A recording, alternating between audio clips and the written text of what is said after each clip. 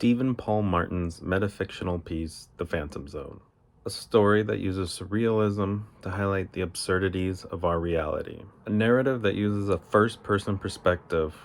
We are guided by an unnamed protagonist. This protagonist goes from internet surfing to crashing a Trump rally. As he infiltrates the rally with his partner Amy, he meets stereotypes that fit the environment. Though unexpectedly, yet unsurprising, he meets a nurse who looks straight out of a pornography film. The protagonist soon finds himself under threat from security and police forces. Our unnamed man soon makes his way out, is on the streets, still nervous, thinking that these security forces are still on him. Our unnamed protagonist soon sees a party. These two women talking soon get on the topic of how to make somebody disappear. This method, dubbed by one of the women, is called the Phantom Zone. If you have a person utter their name backwards a certain amount of times, this person will be banished to this Phantom Zone.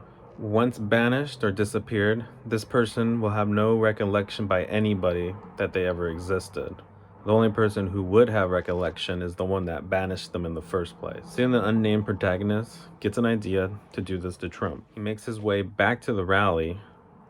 He finds himself in company with Randy once again, and our unnamed protagonist asks for Randy's help, asking Randy to film his action of having the president say his name backwards. Once successful, president disappears in a haze of orange Cheeto dust. Once disappeared, nobody has any recollection except for our protagonist, and it seems like the dream has ended.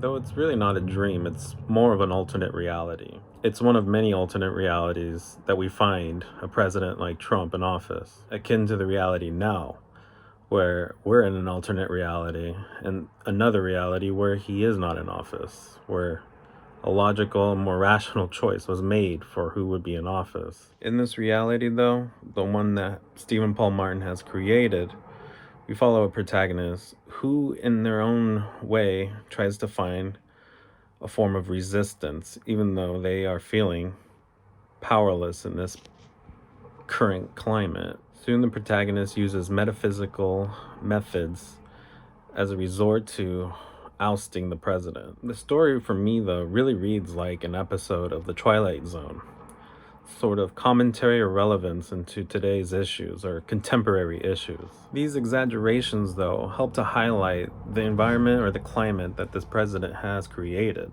By detailing every act of corruption, we would start to become desensitized by the encapsulation of Trump's presidency.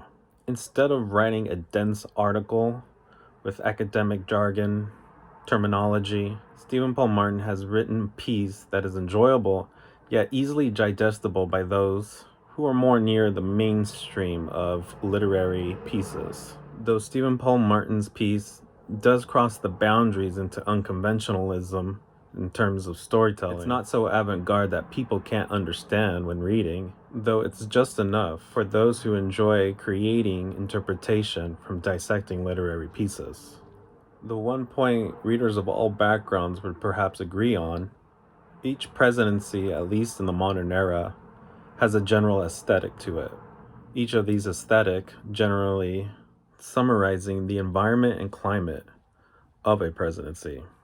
Stephen Paul Martin's descriptors of Trump's aesthetic in terms of his presidency is one that's difficult to refute from even his own supporters.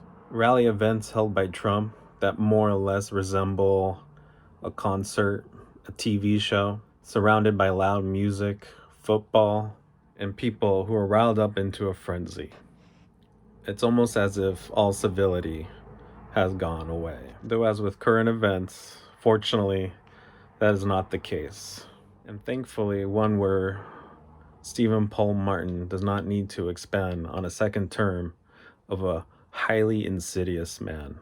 As years pass by, and perhaps different, fresher perspectives from readers start to absorb this content, it may become less metafictional and perhaps almost pure fiction by newer readers in the near future. Perhaps future readers may see this story as a high exaggeration of a presidency, though in my eyes, and majority of Americans this past election. Stephen Paul Martin's piece definitely captures the feeling of what the entire 4 years of his presidency has felt like, as well as capturing the fervency and attitudes of his supporters. Writing such as The Phantom Zone by Stephen Paul Martin are highly necessary. It helps to validate those who are on the outside of highly zealous supporters disguised as patriots, a disguise that Trump himself has perfected.